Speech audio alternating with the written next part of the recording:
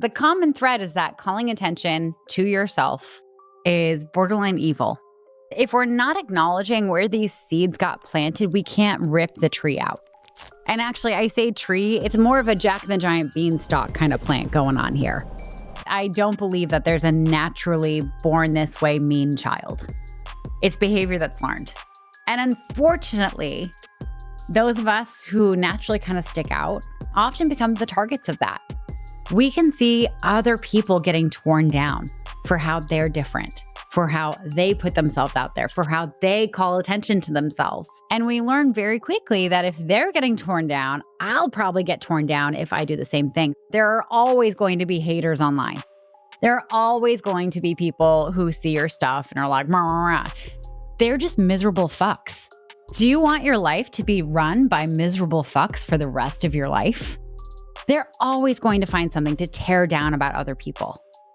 The reason they're so miserable is because they will never tackle the fear that keeps them small, that keeps them quiet, that keeps them hiding.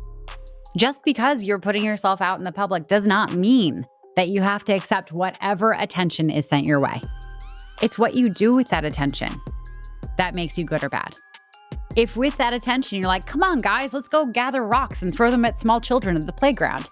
Yeah, you're a terrible human being. You should be put in jail. There are so many people out there who need your help because you and they have some kind of connection. You have things in common. You have a shared sense of humor. You might come from the same background. Whatever your personality, your sense of humor, your background, whatever, all that makes you the perfect person to help a certain set of people out there in the world. And without you, they will not be able to accomplish whatever it is that's possible for them. And so if you're not willing to put yourself out there, if you're not willing to be brave and deal with some potential haters online, some potential trolls whose voices don't matter anyway, just because you're afraid, you're actually being incredibly selfish because you're robbing them of that future they could have access to if they work with you. Here's the truth is that it got me clients.